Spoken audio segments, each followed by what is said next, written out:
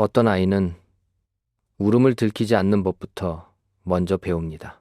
운동장 구석에서 떨리던 작은 어깨를 보며 저는 이 아이가 얼마나 오래 혼자 견디며 살아왔는지 가늠할 수 없었습니다.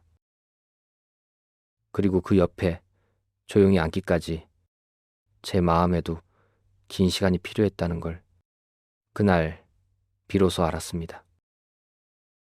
지금부터 그 이야기를 들려드리겠습니다. 마음으로 듣는 이야기 박준호입니다. 운동장 구석에서 아이가 울고 있었습니다. 아이의 작은 어깨가 떨리고 있었습니다. 저는 천천히 다가갔습니다. 다들 부모님 쓴다고 해서요? 아이의 목소리가 떨렸습니다. 저는 쓸 사람이 없어요. 무슨 말을 해야 할지 알 수 없었습니다. 어떤 위로가 이 아이에게 힘이 될 수 있을까 생각했습니다.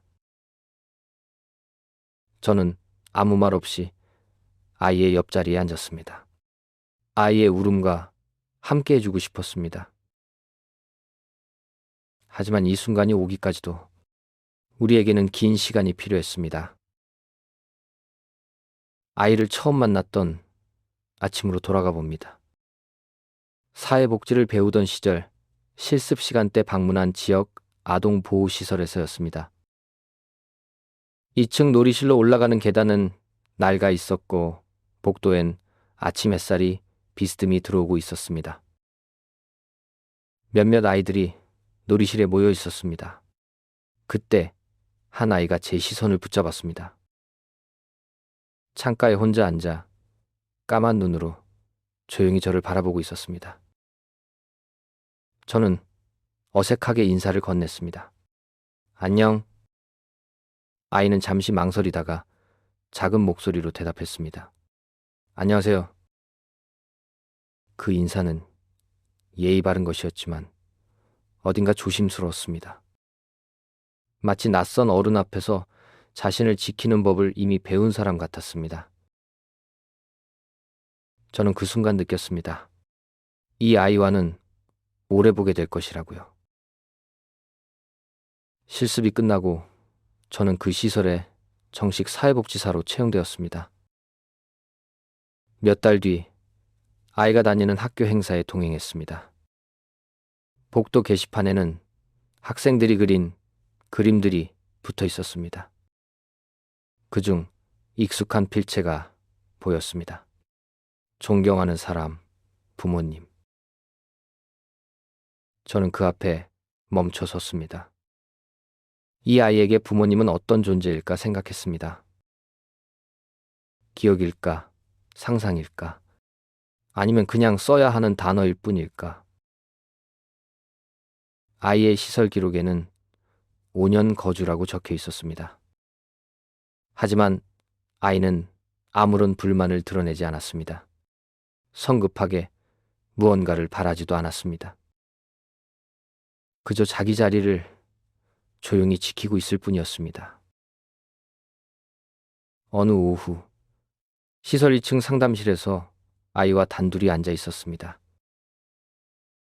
창 밖으로는 운동장이 보였습니다. 저는 조심스럽게 물었습니다. 부모님이 어떤 분이신지 기억나니? 아이는 짧게 대답했습니다. 잘 몰라요. 아이는 울거나 불안해하지도 않았습니다. 그냥 너무나 덤덤했습니다. 저는 순간 말문이 막혔습니다. 그리고 이렇게 말해줄 수밖에 없었습니다. 그래, 괜찮아. 네가 편할 때 이야기하면 돼. 아이는 고개를 끄덕이며 창밖을 바라봤습니다. 그 태도가 무심해 보일 수도 있었지만 저는 알았습니다. 이 아이는 상처를 감추는 법을 일찍 배웠다는 것을요. 시간은 천천히 흘렀습니다. 아이는 자신이 그린 그림을 제게 보여주었습니다. 이것 보세요. 종이 위에는 집 한 채가 그려져 있었습니다. 창문마다 사람이 하나씩 서 있었지만 아무 이름도 쓰여 있지 않았습니다. 잘 그렸네. 저는 제 마음이 느껴지도록 진심을 담아 말했습니다. 아이는 수줍게 웃었습니다. 그 웃음이 오랫동안 남았습니다. 또 어떤 날, 저녁, 식당에서 저녁을 먹을 때였습니다. 아이가 슬쩍 제 옆자리에 앉았습니다. 말은 없었지만 옆에 앉은 것만으로도 충분했습니다. 아이가 보이는 변화는 크지 않았습니다. 하지만 저는 알고 있었습니다. 아이가 이 정도 마음을 여는데 얼마나 긴 시간이 필요한지를요. 그날 밤 퇴근해서 집으로 돌아오는 길이었습니다. 아이가 문득 떠올랐습니다. 아이가 저를 필요로 하고 저도 이 아이를 필요로 하고 있을지도 모른다는 생각이 들었습니다. 동정이나 책임감이 아니었습니다. 그저 아이의 가족이 되어주고 싶었습니다. 아이에게 혼자가 아니라는 것을 느끼게 해주고 싶었습니다. 저는 그날 아이를 제가 돌보겠다고 결심했습니다. 위탁 절차를 밟기 시작한 무렵 학교 행사에 다시 초대를 받았습니다. 복도 끝에 익숙한 게시판이 보였습니다. 존경하는 사람, 부모님. 아이의 문구는 여전히 그곳에 있었습니다. 그리고 아이는 그 앞에 서 있었습니다. 한동안 가만히 말없이 바라보고 있었습니다. 저는 다가가지 못했습니다. 그저 멀리서 지켜볼 수밖에 없었습니다. 아이의 뒷모습이 조용히 흔들리는 듯 했습니다. 제 마음 한쪽도 무겁게 내려앉았습니다. 아직도 부모님이란 단어가 아이를 붙잡고 있구나. 행사가 끝나고 운동장 한편에서 아이를 발견했습니다. 아이는 구석 벤치에 앉아 있었습니다. 작은 어깨가 가늘게 떨리고 있었습니다. 저는 천천히 다가갔습니다. 괜찮니?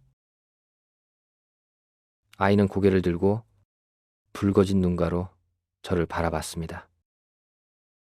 다들 부모님 쓴다고 해서요. 아이의 목소리가 떨렸습니다. 저는 쓸 사람이 없어요. 저는 말없이 아이 옆에 앉았습니다. 무슨 말을 해야 할지 알 수 없었습니다. 어떤 위로도 떠오르지 않았습니다.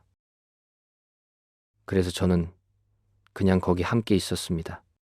아이의 울음과 함께였습니다. 저녁바람이 차갑게 불어왔습니다. 하지만 우리는 움직이지 않았습니다. 아이의 위탁이 정식으로 승인되었습니다. 아이가 제 집으로 왔습니다. 저는 작지만 따뜻한 방 하나를 아이에게 내주었습니다. 그날 밤 아이 방문을 살짝 열고 들어갔습니다. 책상 위에 공책이 하나 놓여 있었습니다. 첫 페이지에 아이가 쓴 글씨가 보였습니다. 좋아하는 사람들. 저는 조심스럽게 아이에게 말했습니다. 꼭 부모님이 아니어도 괜찮아. 아이는 저를 바라봤습니다. 네가 편한 사람이 있으면 그 사람을 쓰면 돼. 아이는 말이 없었습니다.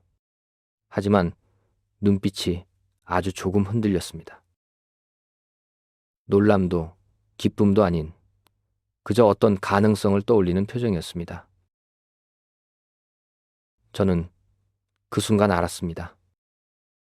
이 아이는 지금 누군가를 마음에 들여놓는 과정의 중간에 있다는 것을요. 며칠 뒤 거실 소파에 나란히 앉아 있을 때였습니다. 아이가 제게 조용히 말했습니다. 저는 지금 제가 좋아하는 사람들이랑 살고 있어요.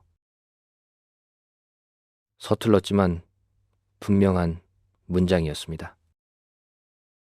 저는 그 말을 듣고 잠시 아무 말도 하지 못했습니다. 그리고 천천히 미소 지었습니다. 그래, 그거 하나면 충분해.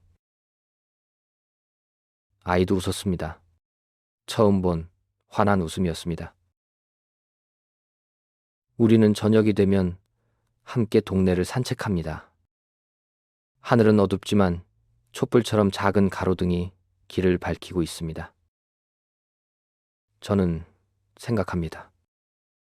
가족이란 이름은 피가 아니라 서로를 향해 놓인 마음에서 시작된다고요. 우리는 피를 나눈 가족은 아닙니다. 하지만 우리는 서로에게 기대어 살아갑니다. 그것만으로 충분합니다. 그것이 바로 우리를 가족이라고 부를 수 있는 이유입니다. 가족이라는 말은 서로를 향해 마음을 조금씩 내어놓는 데서 시작되는 것인지도 모릅니다. 누군가의 삶에 들어가고 또 누군가가 내 삶에 기대어 오는 순간 그 조용한 온기가 우리를 가족으로 만들어 주었습니다. 오늘 당신의 마음에도 그런 작은 평안이 머물기를 바랍니다. 마음으로 듣는 이야기 박준호였습니다. 오늘도 함께 해주셔서 고맙습니다. 마음에 닿는 이야기가 더 듣고 싶다면 마음으로 듣는 이야기 채널에도 들러주세요. 당신의 오늘 밤이 편안하길 바랍니다.